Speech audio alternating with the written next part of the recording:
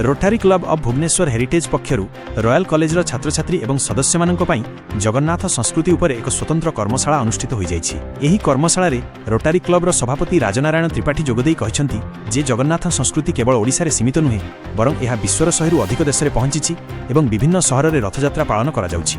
श्री जगन्नाथ संस्कृति सारा विश्व को भक्ति सेवा और भ्रातृत्वर वार्ता देई थाए।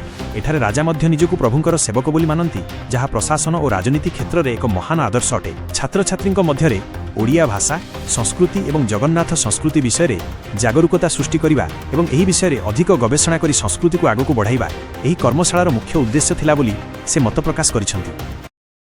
एवं प्रत्येक प्राणीकर बंधु बंधु महांती को से खाया पिया देइथिले, बंधुत्वर पराकाष्ठा देखैथिले।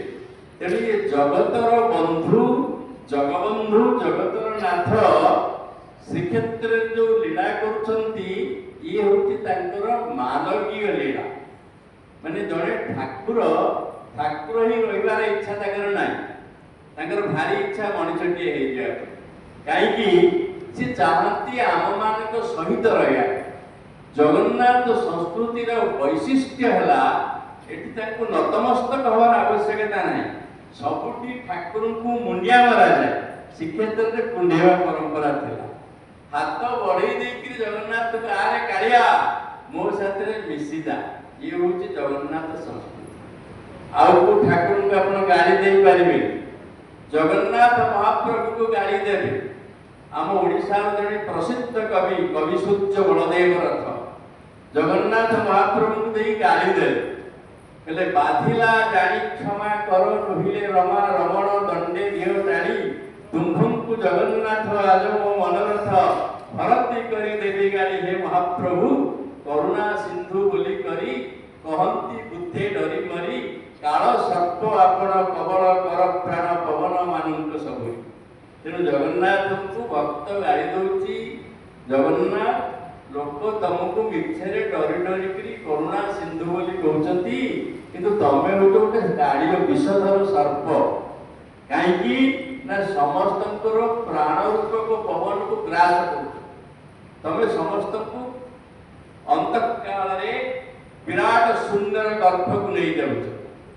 बड़ विचित्र न्यायजाल पाली देइछे नियति पारी दिवस जामिनी अद्भुत छटी गोटी रूपे नर नारी बामे बामतर एक दिग अबा आनंद के केहू चले पंचई केबा मरीषी नियतिर इच्छा पड़े कक्षु नपारे हटी खेल अवसाने विराट शून्य गर्भे चढ़ाई।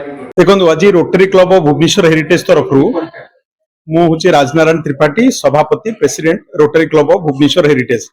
आज Rotary club of Bhubaneswar heritage तरफ रोटरी सदस्य एवं रॉयल कॉलेजर छात्र छात्री मानक पई जगन्नाथ संस्कृति उपरे गोटे कर्मशाला आयोजन कराइतला। गोटे एक्चुअल मीटिंग आयोजन कराइतला जो जगन्नाथ ओडिशा कहले आमे बुझू ओडिया भाषा संस्कृति एवं जगन्नाथ संस्कृति जगन्नाथ कल्चर सारा विश्व रे परिचय। जगन्नाथ संस्कृति कहले आमे या बुझू जे विश्व रे 100 रु ऊर्ध्व कंट्री रे वर्तमान रथ यात्रा होची एवं 600 रु अधिक शहर रे वर्तमान रथ यात्रा आयोजन करा होची।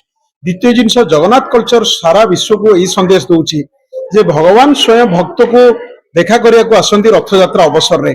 सेही भली सारा प्रशासनिक एवं राजनीतिक कल को मध्य ए मेसेज जाउची जे लोक को मध्य को जाओ, लोकंकर विश्वास जीत एवं लोकंकर समस्या को अनुधान कर।